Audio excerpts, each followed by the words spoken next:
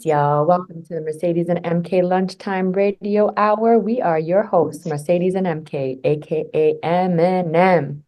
So we are two mothers from Rondo and Frogtown who share one generational objective: keep the already born babies alive, help the elders transition with dignity, love, and protect our communities simultaneously.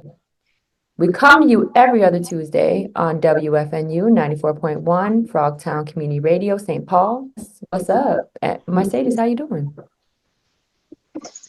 I'm good. Just excited to talk to Miss Danisa, and learn more about her and her story. We're joined here today by Danisa Farley, an elder based in the Frogtown, Rondo area of our humble little community.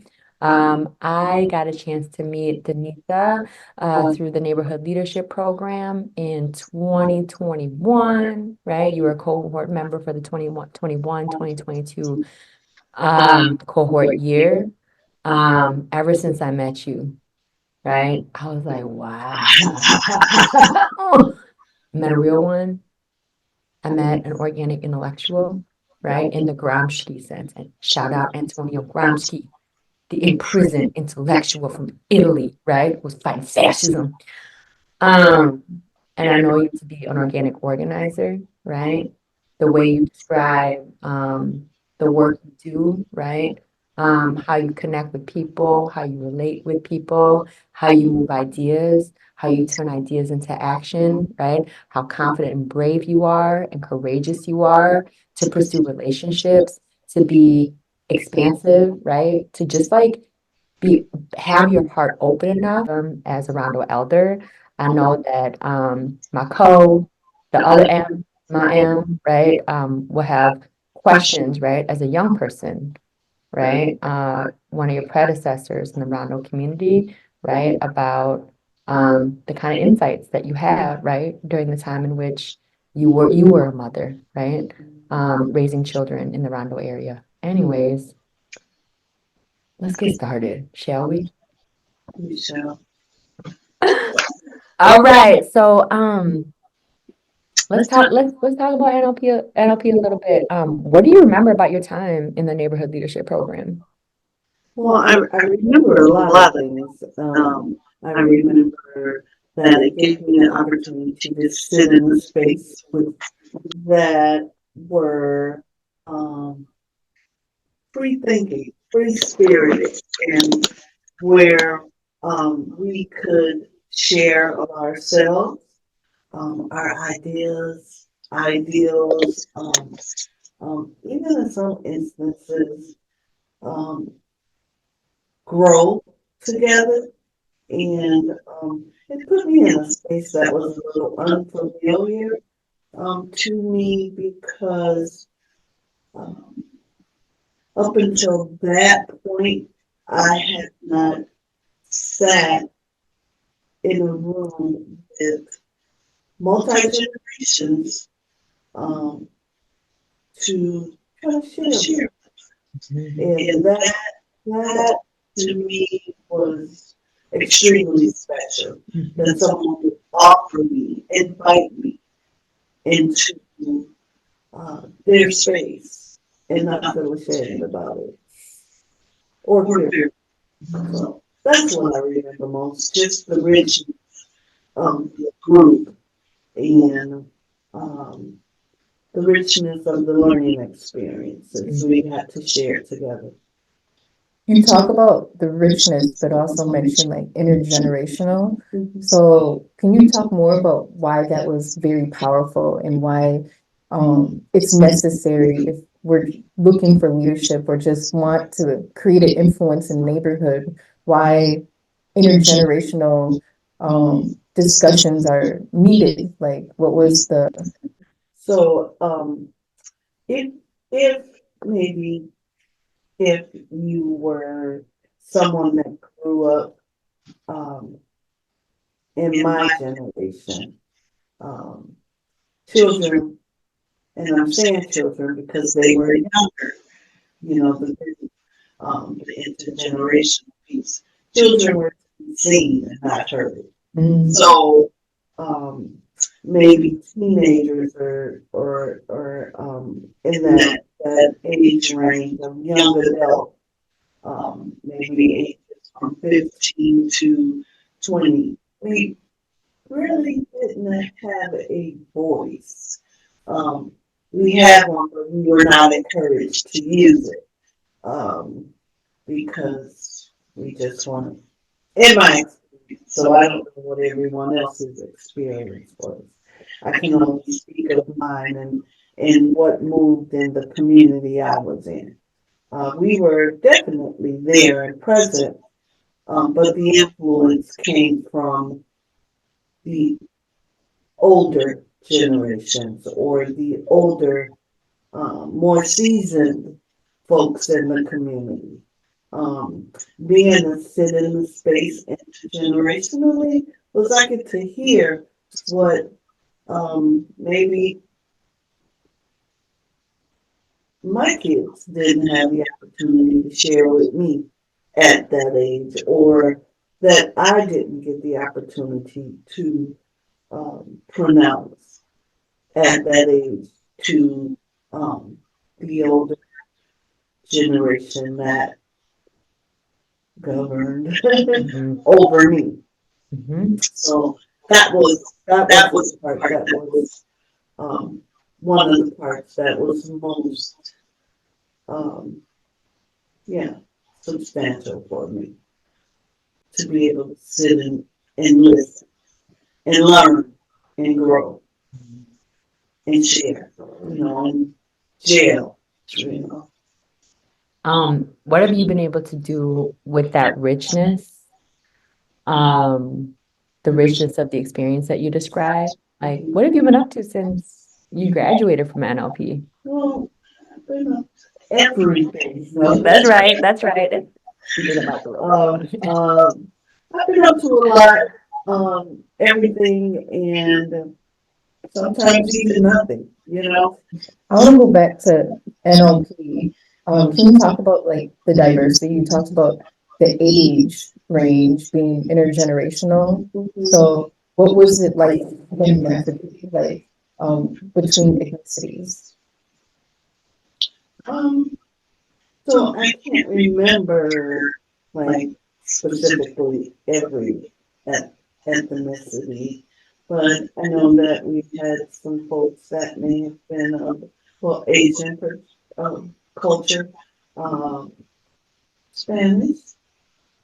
Um, No, I just asked because I want to know how the, their insight and input in the leadership program was insightful to you. Like, what did you learn from cross cultures?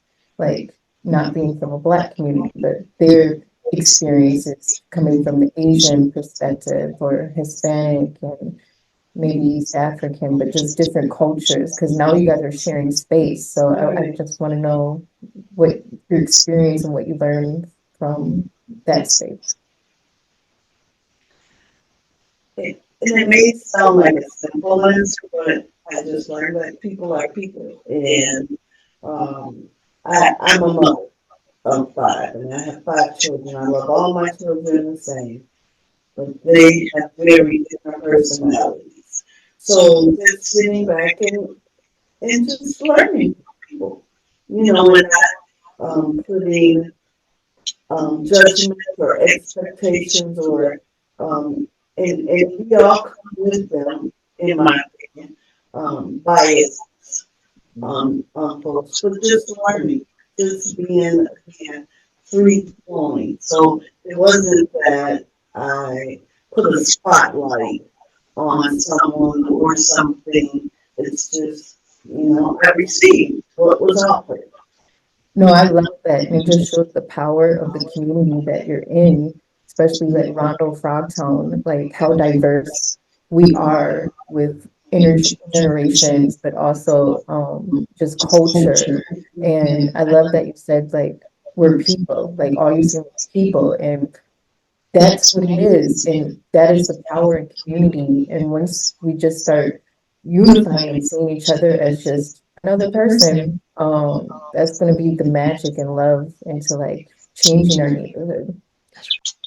I want to dig a little bit because I appreciate the world community that you're a part of and that you're naming, but I also love I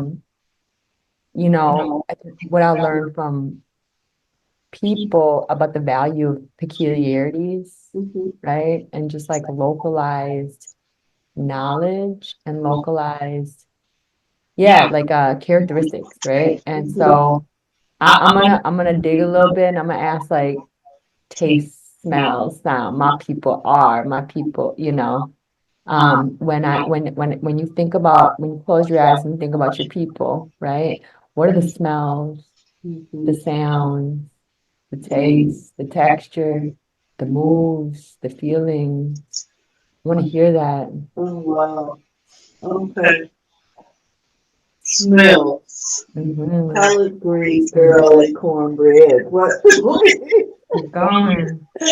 The Sunday dinner, the smell of Sunday dinner being prepared. Like, it has a distinct smell, Holiday dinners being prepared and laughter coming from homes where the smell of uh, barbecue, Mm-hmm.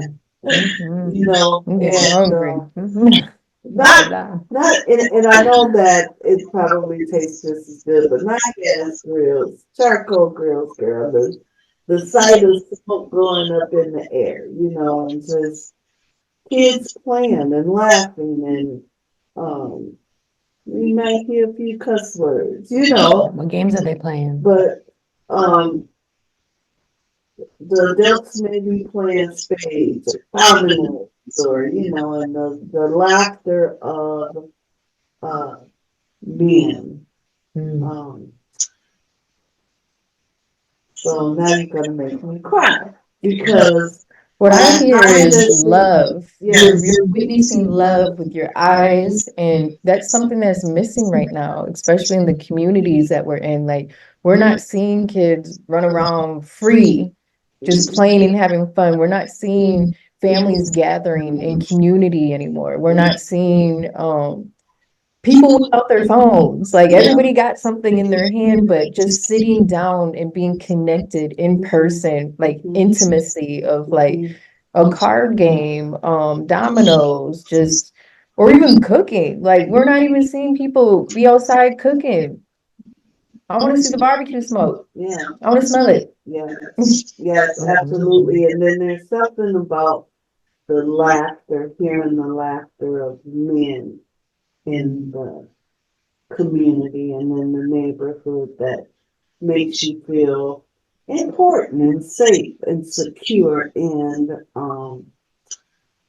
uh, yeah, and I'd rather hear laughter than silence. I thank you. You go on speaking tongues, girl. Hold You on. got, hey, whatever comes up, comes out. Hey. We don't put a hand over our mouth. We do with cuss words, and that's easy. That is true, except for the cuss words Yeah. on an SEC. So, just come back to community and come back in a way where everyone feels important and valued and that they have something to offer. And that sometimes the most, what some may consider simple things bring the most value. Violence, violence, the possibility of guns and or violence. That would be the biggest thing. And I want to take it back because before we started recording, you shared that you originally weren't from like the Rondo area and that you migrated and moved here from Chicago. How old were you and what year was that? I believe that my memory serves me. I moved to Minnesota 1982, 1983. Okay, so that speaks a lot because right now when you're um just speaking on like what you're missing, you're sharing. I remember Rondo Days, it started in 1983. That was the first year. And that was a very powerful moment where like community was coming together. Barbecue, like they have barbecue contests. So everything you're speaking also resonates with what you were seeing when you came here. And that was just love in the community, unity, men working together with laughter and kids just out playing. So, can we go back in time and just say what has changed since then? Because then I've noticed you're starting to mention like sirens and violence. So, can you take me back into like what transitioned or changed that is changing the community or that you've seen change?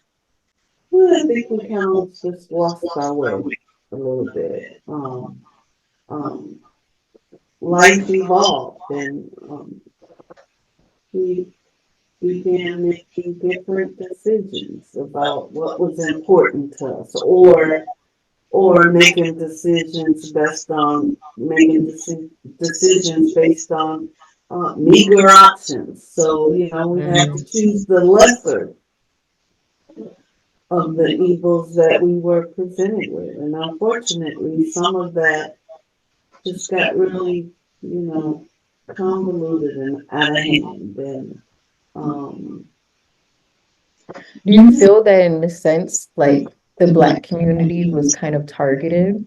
Because like when you first came here, you're seeing a certain just ambience and energy that was full of love and community, and then something happened for that to change. Black community per se, because I'm not, I can only speak on my own experience. So I'm not speaking for, Yeah. so, um, oh, yeah, we had the crack epidemic happen. And as I was transplanted here, it's right smack in the beginning of that epidemic, and families were harmed, and community changed. What was in families, unfortunately, um, but some of us survived, and some of us were able to go back and reclaim, No, if you will, what was lost. I appreciate you just because that is a tough conversation to hold and not and it has affected a lot of families. Like I have family friends who are like just part of their history and family, like it's not the best memory or experience. Like it was a time. It was But a traumatic time, yeah, in absolutely. the importance of talking about it is just showing how, like, I'm sure you didn't think of it then, but as history evolves and we learn, like, certain things were done systematically by the government, it does feel like a target. And right now, I'm seeing history repeat itself. Right now, we have like the opioid epidemic.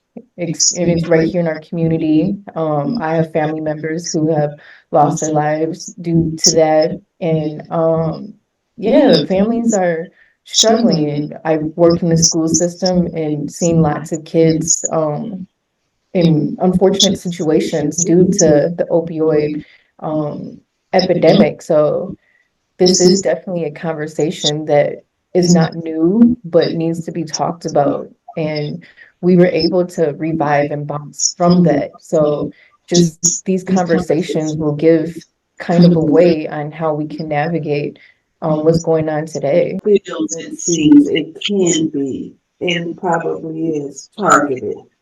Um, but I'd also like to mention that as a person um, in recovery or that has experienced addiction, that um, addiction is a free agent. So it's not just privy to this community or the Black community. Mm-hmm. It's a free agent. If you try it and you like it, you might get hooked. You understand what I'm saying? So it's not about economic associate, Oh yeah. social bounds. It They have knows no nothing. color. Yeah. Right. Um, and unfortunately, a lot of it has hindered the movement in the Black community. But there are um, a lot of us elders that again have survived it and are surviving it. Um, and there's a lot of us that are making a difference now because of those survival skills. Can you talk more about how you're making a difference? Because I believe I'm a big believer in everything happens for a reason, Yeah. and even the unfortunate things. But Mhm. that is just a part of your journey and what God wants you to fulfill in your purpose. So like he used you, like you had to go through your experiences, but because of that, you're able to connect with an audience that only you can reach and get through, like because of your experiences. So never take like I love talking to people, but I notice sometimes they can kind of beat themselves up because they're not proud of certain things that they experienced or went through. But I'm like, no, because you went through that, that led you to what you're doing now, which is your purpose, and you're being a blessing in people's lives. So, like, you deserve your flowers, and like, never, like, yeah, honor and be proud of your story because you're a survivor. And so many people have been through what you went through, but they didn't survive, or they're still stuck at where they are. So your story is very powerful. And yeah, I want to know how you're using that to make change in the world today. So she gotta make me preach y'all in a minute. So Oh, I want that. Oh, I'm known to get, yeah. to share a piece of myself because we don't have enough time on this show right now to talk about all the blessings and the benefits that I have been gracious, graciously given um, because it could have been very different for me to offer and share love. To love is what love Love is does. power. Yeah, Yeah. I'm a big believer in we're all born with gifts and talents. Yeah. And a lot of times just this system of capitalism, the education system, they are designed to like stop that shine and light. Like they don't want us to know our superpowers or believe. So Mhm. a lot of times people will have like just they'll know their superpowers. Like maybe you're psychic, you're a visionary, you know, just special gifts, but they're thought to be crazy, so they don't believe it or they're scared to embrace it. And once you really start to see and know your purpose and really put that energy out into the world, serving others, using your gifts, like that's when, yeah. So what are your superpowers? I'm still discovering them. Um, compassion. Mhm. Um, I think you already know it because a lot of times it leads back to love because love is ultimate power. So the fact that you know, like, everyone deserves to be loved and everyone has love to give, mhm. like, and that's what you're doing. So, Yeah. yeah. and yeah, I like that it is like a seed that's still unfurling for you, that that's the treatment still. Maybe as we're living into this question, each one of us, and as you're living into this question, maybe this other question might help you clarify the other question. And the question I'm giving you is, like, what inspires you to get out of bed every day? That I've been given another day. If I wake up every morning, then that means I still have work to do.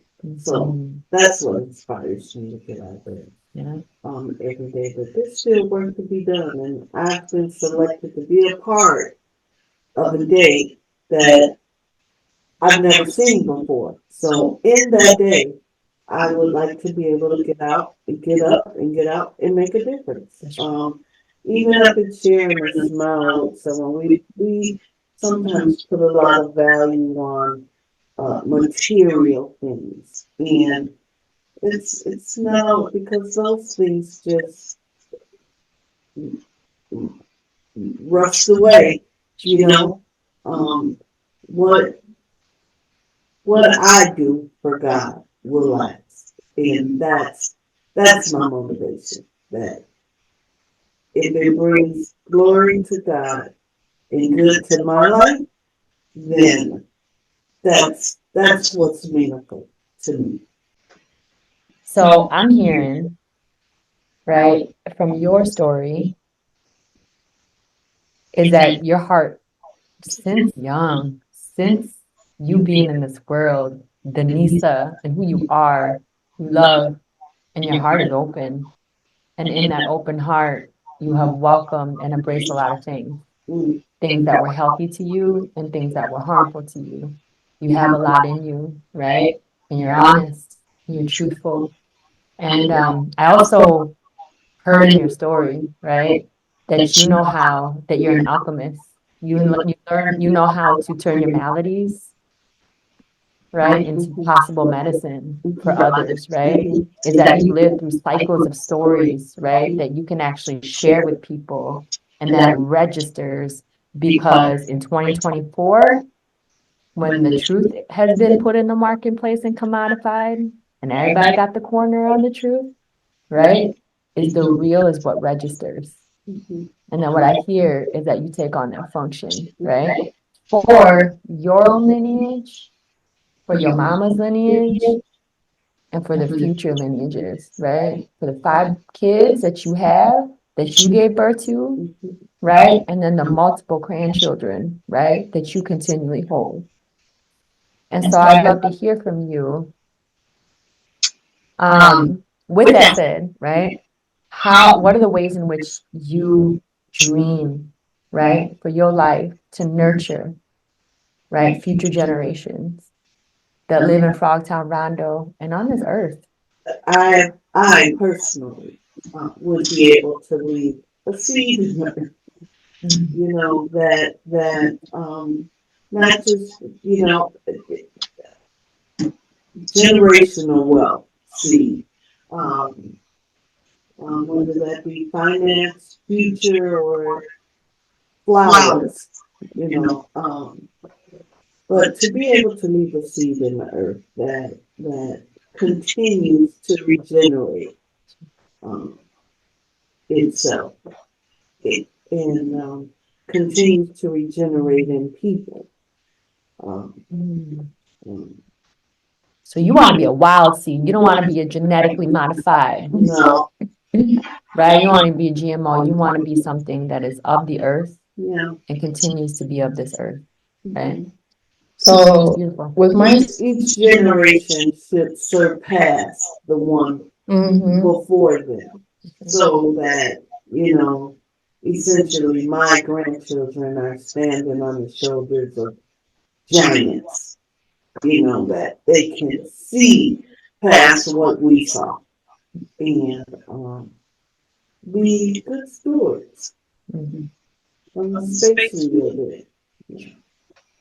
so I love, I teach my students the power of their name because we're given a name and it's spoken to us all day, every day. Like Danisa, Danisa, Mhm. MK, MK, Mercedes, Mercedes.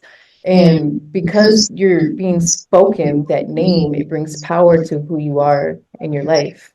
So my question is, do you know what your name means? So, funny story. My mother, I have 5 sisters, um, four, three still living, and one brother. And I remember asking my mom before she passed on, uh, who named me? And she just said by the time she got to me, she had ran out of names. And so she didn't know who named me, or she didn't remember. But I did a little research, and I believe my name has a Spanish origin. Mhm. And that's basically all I know about it right now. I've never met anyone else that has my same name. So I Googled it. Okay. And you're right, it is Spanish origin, and it means morning star, and God is my judge. Oh, And yeah. after Yes, listening, right. no, after listening to In that order. this No. interview, it just shows the power in your name Yeah. and how like you've been through trials and tribulations, but only God can judge. Yeah. But you're also this shining star. So it just, yeah. Well, see, thank you, Lord. Well, thank you, Mercedes, for clarifying that for me. Mhm. 'Cause, yeah. Yeah, I love doing this project assignment with my students because a lot of people don't know, and it actually helps them really unlock their superpowers and their gifts of who they are, what their purpose is, because a lot of times you're living in your purpose. You just Yeah. don't even know. Yeah. Yep. Yeah. I am not ashamed to say that I am still evolving. I'm still learning. And I think we should always be open to learning. I'm a lifelong learner. I just because if I'm not learning or if I'm not growing, then I'm stagnant. Tell me, you said your kids was part of Half Pints because we had just Mhm. interviewed Toya the Pool. legendary Mhm. Toy Pool. Yeah. Yeah, my daughters were part of Half Pints, and my son actually also was a drummer for a short time with the Half Pints. Just we were there. Can you talk more about the experience? Like, because we heard her point of view, but she was the like instructor and orchestrating, like, but you were the parent behind Yeah. closed doors, and like, what was your impact and contribution? Well, I won't say unfortunately, but at that time, being a mom, a single parent, like things were kind of prioritized. And go to work, make sure these kids eat, keep them home. But the half piece to them was their escape or their Safe place. encouragement. And I think Their that place to shine. yes, and there might have been a little, maybe at times, we might have been odd because, hey, it was home from school and dance practice and, forget the chores, we go to dance practice. But I really think it was really needed at that time. In You that think it young helped save your girls, kids too? yeah, young girls really needed a place to dig into something where they could be expressive and feel safe in being expressive. And dance was it. Absolutely. When I was listening to Toya last week, I was just marveling and just really soaking in the wisdom that Toya was offering about how community organized themselves and their agency, right, towards controlling the violence, Mhm. and how, man, we need that at all levels, every crack of community, that discipline, desire, vision, courage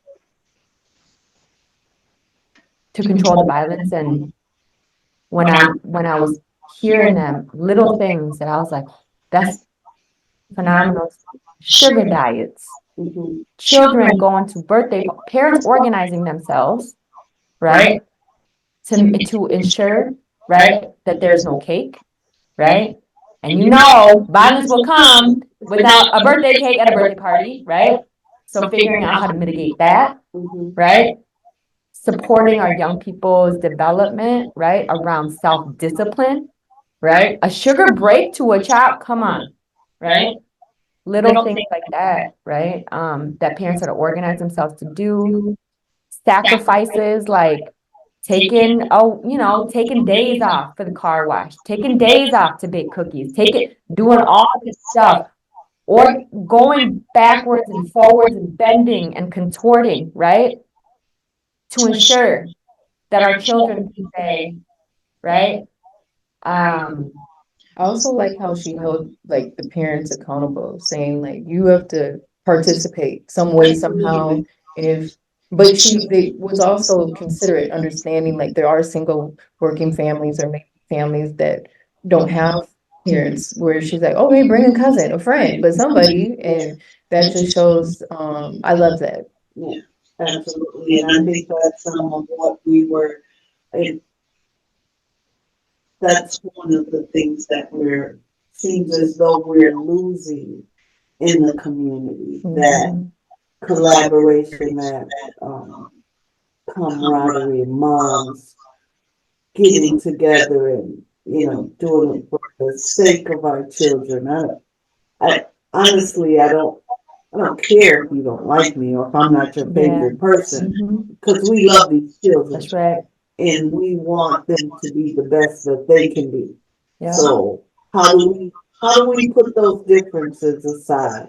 It actually goes back to what you started off with when you talked about NLP and just how you see people for people. Yeah. And that's what it is. Like we're sharing space together. Yeah. So let's make the best of it. Why be in this space having ill feelings towards one another? Like what is that going to do? But instead we can share space in peace and focus on the good, which is these kids dancing, having a good time, or these celebrations, or you know.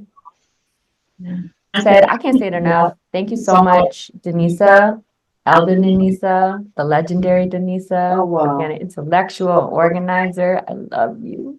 Thank you for making time for us. Thank you for taking leadership on this neighborhood leadership program alumni Zine project. Thank you for connecting and reconnecting, right, with the 29 years, right, worth of people who have touched this program and has been thus touched by this program. Just thank you for being like a beautiful elder, beautiful grandma, right, in our local ecosystem. And don't forget about us. We That's right. we need nurturing too. So That's right. and we still have something to offer. So don't forget about us. Include us in everything uh, that the community does. It's so needed. Thank you, Mercedes and MK, for allowing me the space. I hope I said something that makes a difference for someone and that nurtures a thought or movement. And I'll be calling you NLP alum. So, yep, it's me. That's right. So, And I need your participation. that's right. So, Neighborhood Leadership Program alum folks, Denise is looking for you. Come find us. Shout out to WFNU 94.1 Frogtown Community Radio, St. Paul, Mercedes, and MK will be coming to you every other Tuesday.